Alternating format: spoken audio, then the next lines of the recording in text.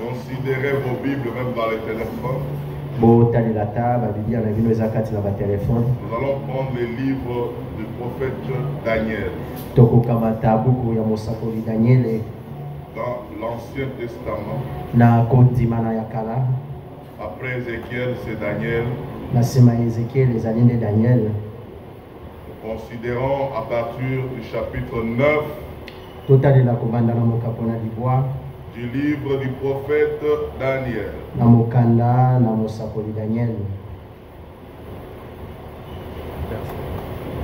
Commençons à partir du verset 20.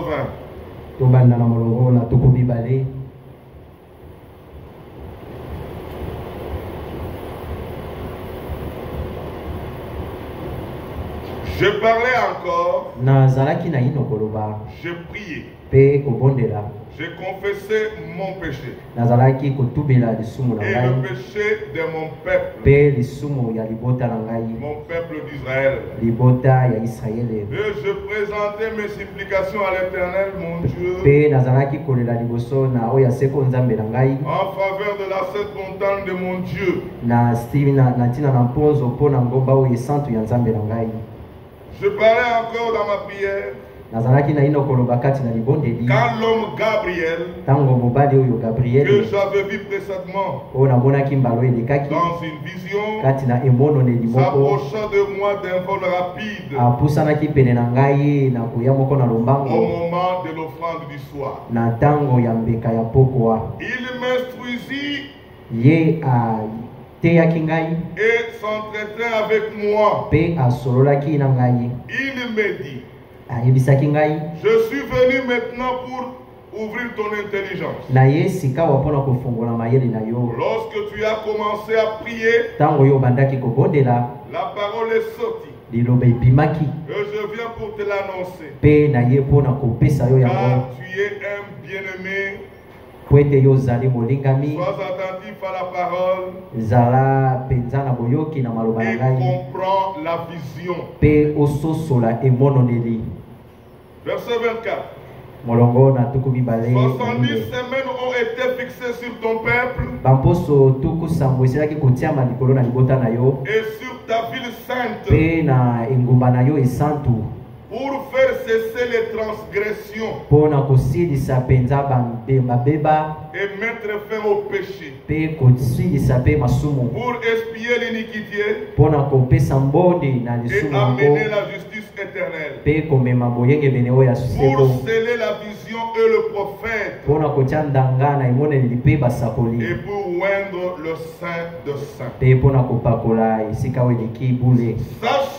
Sache-le donc na bongo yeba boye et comprends. pe sosola Depuis le moment où la parole a annoncé que Jérusalem sera rebâtie, wuta mokolo liloba elobaki ete yelusaleme yango ekotongama lisusu jusqu'à loin, kino na mopakolani au conducteur, na mokambi il y a eu 7 semaines ezalaki na bamposo tuku ezalaki na bamposo sambo et 62 semaines. pe bamposo tuku motoba na mibale Les places et les fossés seront rétablis.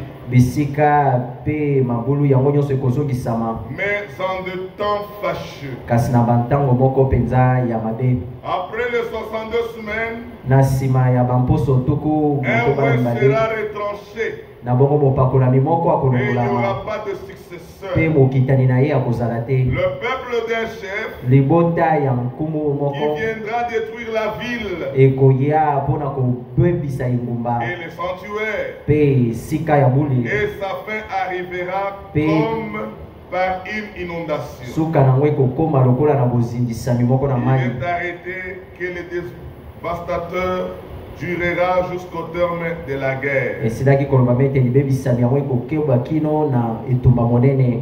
Que Dieu bénisse la lecture de sa parole. nzambe apambola litangi ya liloba na Que ye chacun parle à Dieu, prie. na bongo moko na moko alobela nzambe pe abondela tobondeli. Dieu bien-aimé, créateur du ciel et de la terre, le Dieu d'Abraham, le Dieu d'Isaac, le Dieu d'Israël, nous te sommes infiniment reconnaissants de ta présence au milieu de nous.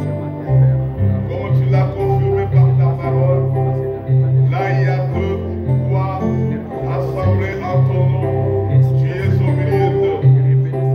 William Marion Branham a expliqué cette écriture, que ça c'est là où le peuple se réunit selon l'écriture, selon la parole de la promesse. Nous saluons cette grandiose présence, Père. Nous venons encore à toi pour implorer la grâce, afin que tu pardonnes nos fautes, nos péchés, nos manquements, nos erreurs que nous commettons tous et nuit dans cette chair. Nous te demandons, Dieu, de nous observer à travers le sang précieux qui a coulé sur nous là sur le bois du Calvaire, le sang de Jésus-Christ. Nous avions besoin de cette vie qui était en lui pour que nous puissions exempter à la colère de Dieu. C'est pourquoi ce matin, je te supplie, mon bien-aimé, de nous aider, de nous couvrir à travers le sang de nous aider totalement, Seigneur, afin que notre foi soit grande et que tu nous accordes aussi l'obéissance, que nous parvenons à obéir chaque jour à ta parole. Bénis l'adoration de ce matin, bénis les frères et les sœurs qui sont déjà là, bénis même ceux qui viendront après, qui vont se joindre à nous, Seigneur. Bénis cette adoration du début jusqu'à la fin. Abonde-nous de joie, de te prier, de te servir, de t'offrir et d'écouter ta parole, Seigneur. Et bénis notre bien-aimé qui nous parlera ce matin, que tu nous aides davantage, parce que nous touchons à des choses pour la connaissance. Nous voulons connaître ta parole, pas comme des étudiants d'une classe de l'université, mais nous voulons écouter ta parole, la comprendre comme les disciples l'ont compris dans leur temps. C'est pourquoi circoncis nos oreilles, qu'on ait l'entendement spirituel, Seigneur, l'écoute de la parole spirituelle. Merci notre bien-aimé, nous chassons les démons d'incrédulité au milieu de nous. Nous chassons le démon de la désobéissance. Nous chassons le démon de la distraction, Seigneur. Nous demandons que toi-même, que tu planes au milieu de nous, que tu nous aides nous tous pour t'offrir ces cultes spirituels. Merci notre Père, nous t'aimons encore et nous te reprions au nom du Seigneur Jésus-Christ, ainsi que nous avions prié. Amen. Asseyez-vous.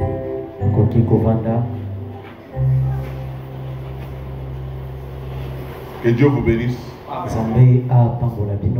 Nous vous transmettons les salutations de tous les nôtres de partout.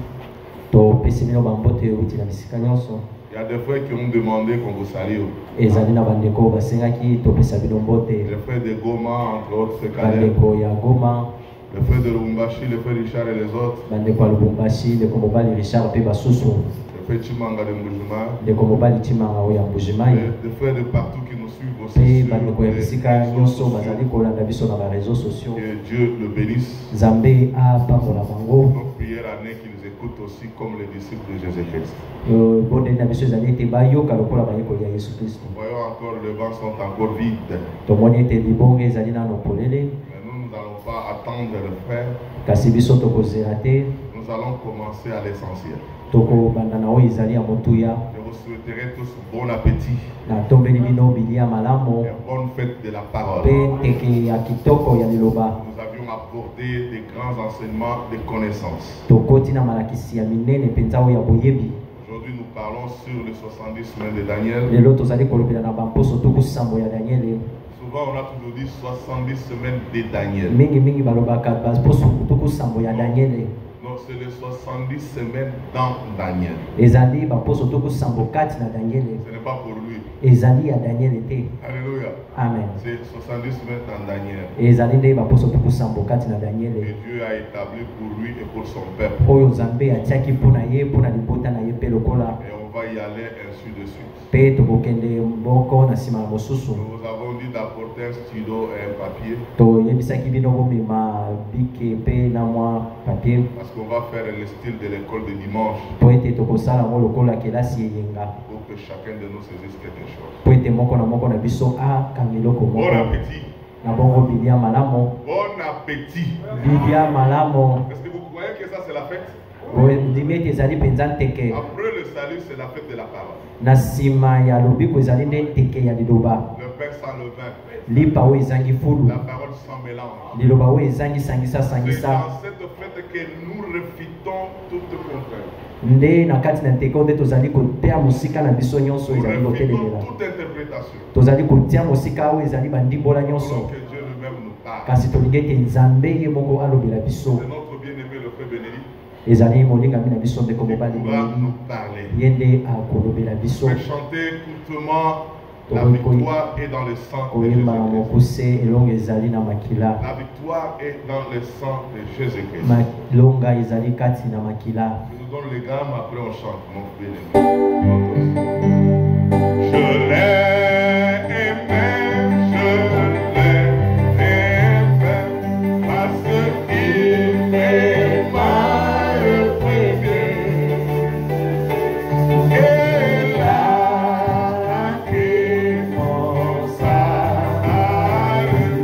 sur le bois du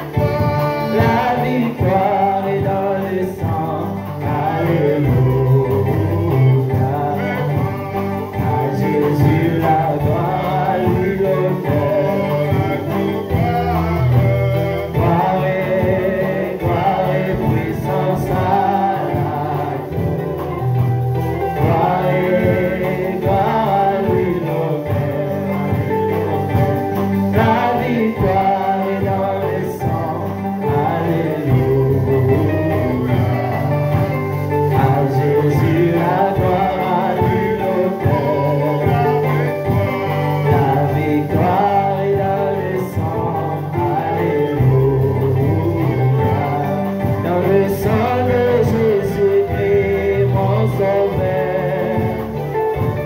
La victoire est dans le sang.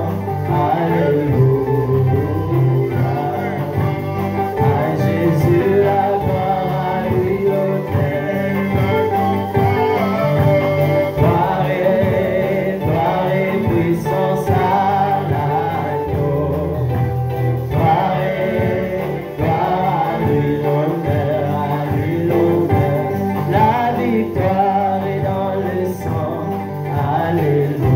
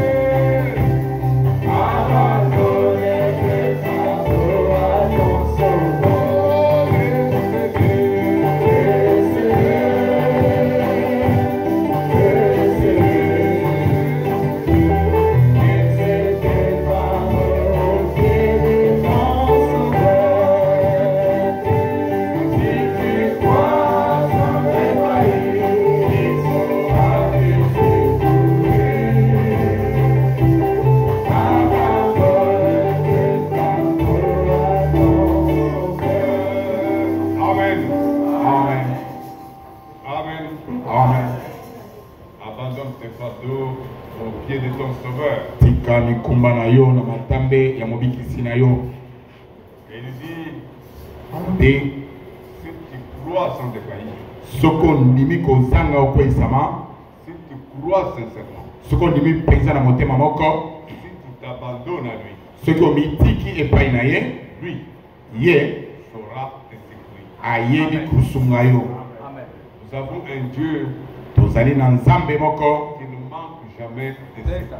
oyo azangaka lisungi te, Mais les secours, kasi lisungi il apporte à ceux qui sont dans sa parole. azopesa yango na baye bazali kati na liloba na ye. Les secours, Lisungi il apporte à ceux qui sont dans l'orientation spirituelle. azopesa yango na baye bazali kati na bokambemi ya molimo. Et Dieu est un secours pour nous.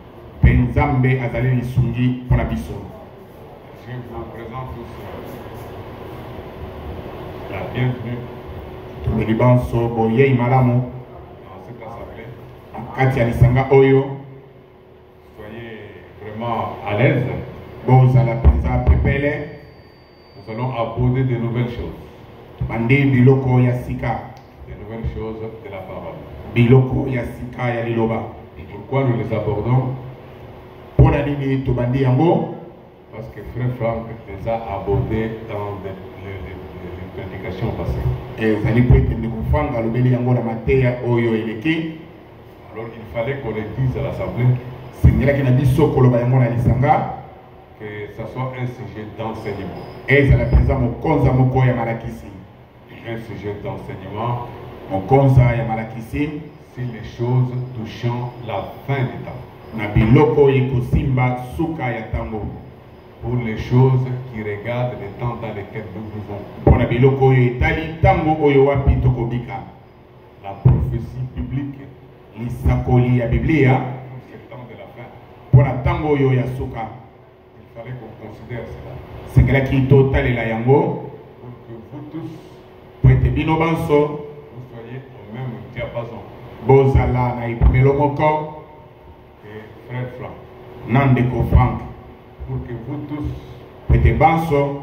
vous soyez enseignés de Dieu. Bola kisama na nzambe. C'est un sujet de connaissance. Ezali mokonza moko ya boyebi. Nous n'avons aucune influence sur cela. Tozali na influence moko na yango te. Ce que nous voulons faire, Oyo tolingi kosala. c'est que les nôtres Ezali te ba oya biso. soient aptes, Ba belema. même dans une discussion, Ata na kobenda na maloba. ils peuvent placer un mot. Bakoki pe kotia mwa liloba. Même face aux tonneristes, Ata liboso ya bato ya bankake. ils peuvent avoir un mot à dire. Bakoki kozala na liloba ya koloba. Frère Franck dit, Dekufanga zoloba. même les sœurs Ata bandeko basi. peuvent utiliser la parole Bakoki kosalela liloba.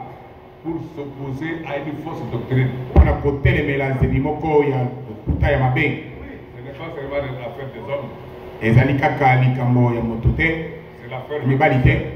Ezali pe likambo ya bandeko basi. une sœur Ndeko mwasi peut résister akoki pe kotelemela à une fausse doctrine nzebi moko ya mabe. et donner les Écritures Mpe kopesa makomi en rapport avec la vraie doctrine. na kotalelaka nzebi oyo ya solo. Là, on ne va pas dire que la sœur a enseigné, Mpona bakoloba te ke ndeko mwasi alakisi. mais elle peut donner un témoignage Akoki kopesa pe litatoli face à une fausse doctrine liboso ya nzebi moko ya lokuta. et résister à cela vigoureusement Mpe kotelemela yango mpenza. et convaincre les âmes. Mpe kosukisa miela. Amen. Amen. C'est frère Franck qui l'a dit. Ndeko fanga alobi yango. Nous sommes dans la joie Tozali kati na de esengo vous recevoir aujourd'hui. ya koyamba bino lelo. Mais nous savons que le diable nous combat. Toyebi te zabolo akobundisa biso.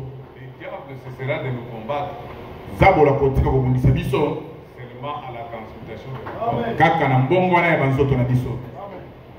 Pour le moment, Mpona ntango oyo le diable combat chaque foyer. zabolo akobundisa libota nyonso. Le diable combat chaque maison. Azobundisa ndako nyonso.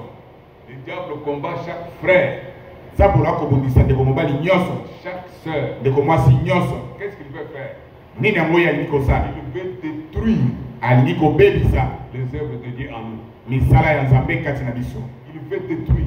Alingi kobebisa. Mais Dieu, qu'est-ce qu'il veut? Nzambe ye alingi nini? Dieu veut détruire le diable. Nzambe ye alingi kobebisa zabolo. Lui, il veut nous détruire. Ye alingi kobebisa biso. Mais Dieu, par contre, Nzambe kutu veut les détruire. alingi kobebisa ye. Le diable, Zabolo c'est celui qui est un calomniateur. azali oyo akokosela bato makambo. Un calomniateur. Mokoseli ya bato makambo. Il attrape les choses Azozwa biloko. à la volée Azwi yango kaka likolo ndenge wana. parce qu'il se promène tous les jours. Po ete mikolo nyonso azotambola na ye. Le diable ne va jamais en congé. Zabolo ye azalaka na congé te. Non, non. Te. Il ne va jamais en vacances. Ye azalaka na congé te. Il est au travail 24 heures sur 24. Akosala mosala na ye 24 heures sur 24.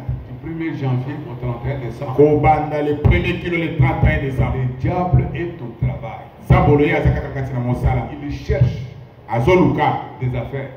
nini ya kosala. Il s'était promené. Atambolaki. Dieu lui demande, Nzambe atuni ye. d'où viens-tu? Outi wapi? Non, non, je suis allé me promener sur la terre. Abia nakenda kobeta tour na mabele kuna. Un vrai promeneur. Motamboli mpenza oyo Il se ayebana. promène pourquoi? Azotambola mpona nini? Pour retirer des choses Mpona kozwa biloko et savoir vous contrecarrer. mpe koyeba lolenge kani kotelemela bino. Il a trouvé Job dans la joie, Akutaki Yobo kati na esengo, sa famille dans la joie, libota na ye kati na esengo, tout baigné dans lui. nyonso ezali kotambola mpenza malamu. Quand Dieu lui a demandé seulement, Ntango Nzambe atuni ye kaka, qu'est-ce qu'ils allaient faire sur la terre? nini yango oyo okei kosala kuna na mabele? Je me promenais. Abi nakendaki kotambola. Mais dans ta promenade, Kasi kati na kotambola na yo, est-ce que tu as vu mon serviteur Job? omonaki mosali na ngai Yobo. Soyez aussi contents d'apprendre que Dieu témoigne de vous. Bosepela na koyoka ete Nzambe akotatola mpona bino. Que Dieu témoigne de vous. Nzambe akotatola mpona bino. Est-ce que tu tu as vu mon serviteur Job? Est-ce que au monde qui m'a sali nanga yobo? Le diable lui répond. Zabolo ya nolié. Mais Job là, s'il te sert, c'est parce qu'il est ton mouvancier. Yobo wana soki azo salela yo azaka po azamu to mouvansi na yo. Il est ton mouvancier, tu lui as donné tout. Aupesa ye nyonso. Job ne souffre de rien. Akomona pasa eloko te. Il est content. Azo sepela. De la vie, il est content. Azo sepela na bomoi, azo sepela. C'est là qu'il te sert. Nde yango wana azo salela yo. Il ne te sert pas parce qu'il faut servir, non, il te sert parce qu'il a béni. Ye azo salela yo te pote asengeli asalela yo kasi. Azo salela yo pote yo pamboli ye. Dieu lui dit, hein, Nzambe alobi na ye. c'est ça que tu penses. Nde bongo yo zo kanisa. C'est ça que tu crois. Nde bongo yo zo kanisa. Que Job est intéressé. Ete yobo ye tina na ye. Va un peu le tenir. Kasi yo kendo kangai. Va un peu prendre tout ce qu'il a comme bien. Kende ozwa nyonso aza na yango lokola bozwi. Va prendre même sa santé. Zwa ata sante na ye. Mais ne touche pas à son âme. Kasi mwela na ye kosimba te. Tu feras que Okomona ete Job ne me reniera pas. okomona ete Job akotikala kowanga na ngai te. Ah, le gars est très content. Nazabola sepeli azwi fe vert. Il est parti. Akei Avec les gazam, na bagazam avec la sauterelle, na mabangi avec les gélèques. na bayelek Il a mangé tout. abebisi nyonso. Et les gélèques, les gazam et consorts étaient là. Bayelek bamabangi na bakazam wana bazalaki Pour wana annoncer des mauvaises nouvelles à Job. mpona kopesa sango ya mabe epai ya yobo. C'était 4. Ezalaki mine Et il avait reçu 4 mauvaises nouvelles. mpe azwaki basango ya mabe mine. Le premier qui vient, non, tes enfants étaient en train de fêter tout ça. ya liboso bana na yo bazalaki kati na kosepela kuna. Les vaches étaient en train de paître. bangombe na yo bazalaki kati na kolia. Ils ont été engloutis. Donc, bamelami les mauvaises nouvelles basango kaka ya mabe à Job. epai ya yobo. Mais Job n'a pas bronché. yobo atikali kotepatepa te Ni I, ata na lintono moko ni O. ata o te Pour dire que non, le Seigneur m'a fini. mpona koloba ete nkolo apesi ngai etumbu. Ah, non, le Seigneur n'est pas convenable. o te nkolo abongi na ngai te. Job est resté droit comme Élie. yobo atikali sembo. Le diable a dit tout ça. zabola moni nyonso wana alobi Je dois lui donner des maladies. nakopesa ye bamaladi La Covid, bwakeli ye covid la sida. bwakisida. Job commençait à se gratter avec un tesson. yobo akomi kokwanja Il était vraiment avec des ulcères azalaki mpenza na kwanza et il avait perdu toutes ses facultés d'homme. banzoto nyonso ebebaki ye mpenza. Et la femme a regardé, mwasi atali ye les femmes que nous avons. basi oyo toza na bango S'attache au matériel. balinga biloko awa Elle s'attache au matériel. bakangama mingi na biloko. Quand elle t'aime là, soki alingi yo c'est parce qu'elle voit qu'il y a les chibiches. po ete azomona ete mwa mike ezali. S'il n'y a pas de chibiches, soki mike eza te c'est fini. esili. La femme lui dit, mwasi alobi na ye maudit Dieu et meurt. lakela nzambe mabe mpe kufa. Tu ne conviens plus de vivre. yo obongi susu kobika te. Dieu t'a rendu comme ça. tala ndenge nzambe akomisi yo Non, c'est fini. esili mpo na yo. Maudit-le. lakela ye mabe Et meurt. mpe kufa na yo. Job l'a regardé. yo batali ye boye Femme sans intelligence. abi mwasi oyo azanga mayele. Femme manquant de sagesse. mwasi oyo azangi bwanya. Ne recevons-nous pas de bien de la part de Dieu? biloko oyo tokozwa ngo kouta na nzambe te. Quand nous recevons aussi du mal, nous ne pas le maudit. ata tozwi mabe tokoki kolakela ye mabe te. Toi, tu me dis maudit Dieu et meurt. yo okoloba na ngai nalakela nzambe mabe mpe nakufa. C'est-à-dire, toi-même, tu as déjà maudit Dieu. elingi koloba yo moko osili kolakela ye mabe. Tes sentiments ne sont que la folie. basentima na wana eza kaka liboma. Tu es une femme folle. ozali mwasi moko liboma mpenza. Ce que tu penses là, oyo ozokanisa wana c'est la folie. yango nde liboma. Eh bien, quand nous vivons avec les sœurs, ata ntango tokobika na bandeko basi et reconnaissons qu'elles ont la folie. toyeba ete bazali mpenza liboma. Et reconnaissons dans certaines choses qu'elles font. Tu regardes seulement, non? Tu as déjà la folie. otali makambo mosusu osali boye oyo liboma kaka. Et tu peux même prier pour elle. okoki mpe kobondela mpo na ye Parce qu'elle est folle. po ete liboma ezali wana. Les sœurs, je ne vous attaque pas. ezali kobundisa bino te bandeko basi. Et je dis que parfois les serres sont folles. Na lobi te tango mosusu bakomaka liboma. Dans l'air. Na maele na bango. Mais tout ça c'est quoi? Nyonso ezali. C'est les diables. Ezali zabolo. Les diables qui rôdent Zabolo oyo akobaluka nzela pour sika. nous anéantir. Mpona kokomisa bino pamba. Prenons une écriture. Tozwa likomi moko. 1 Pierre 5. Petelo ya yambo. Nous n'avons pas encore commencé. Nandi na note. Ça c'est